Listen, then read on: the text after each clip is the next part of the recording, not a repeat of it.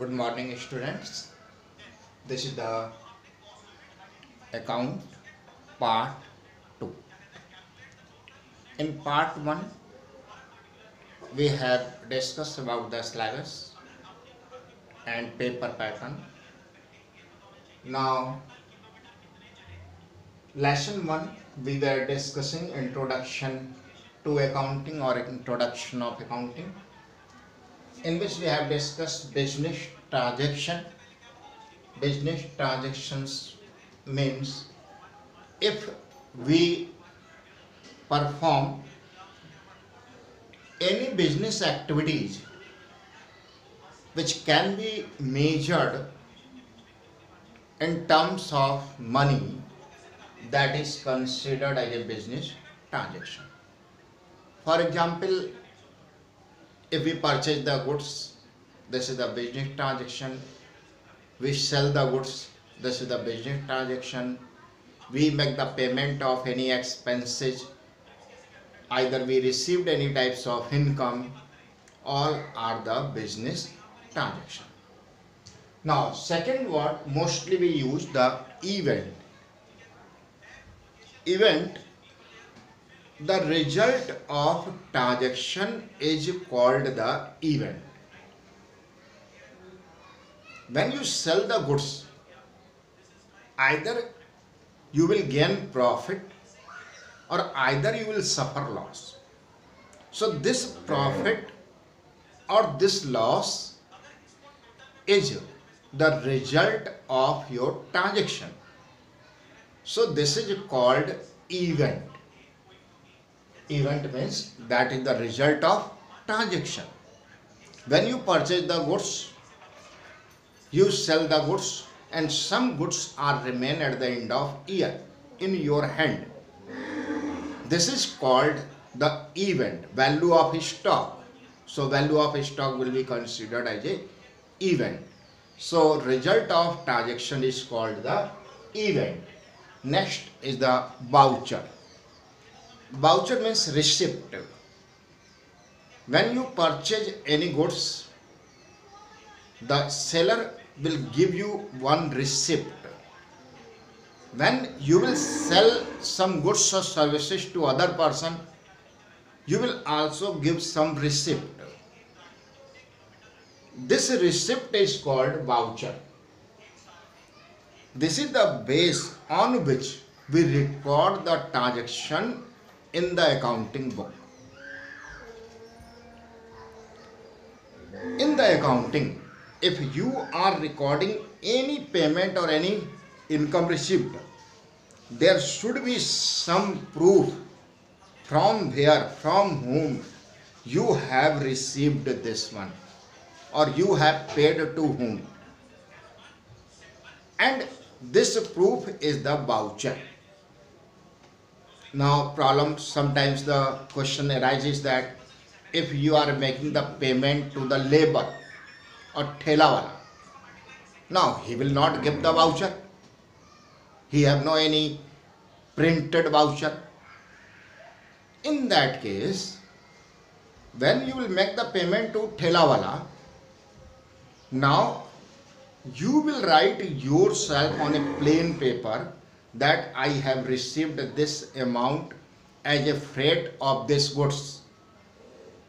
You will receive, and then you will take the signature from him on this paper, and this paper will be considered as a voucher.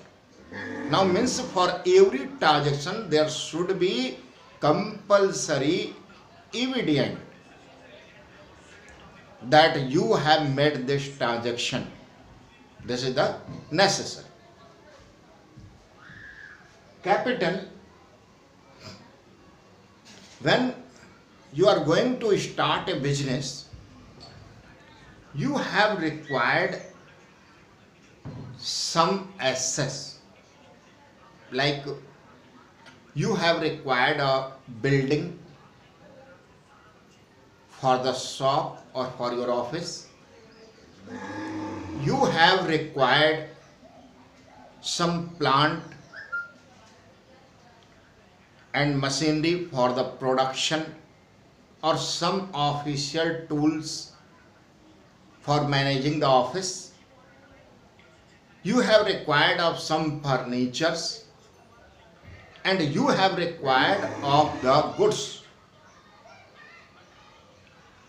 Now all these are the assets which you have required to start the business. So from where you will get all these things. Beside all these, there should be some cash in your hand for any other purpose.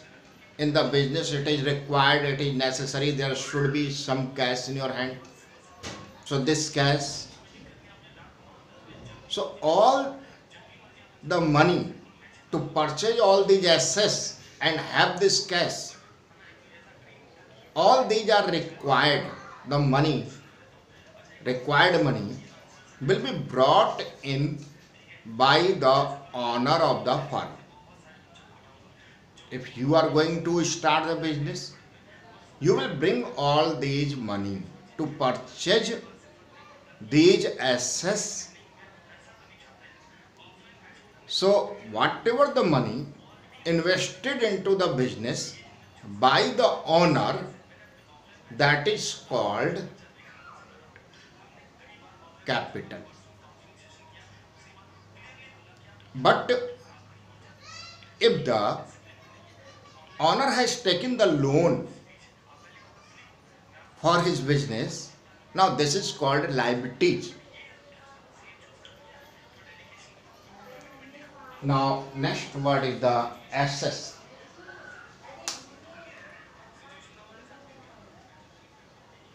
Next word is the assets. Assets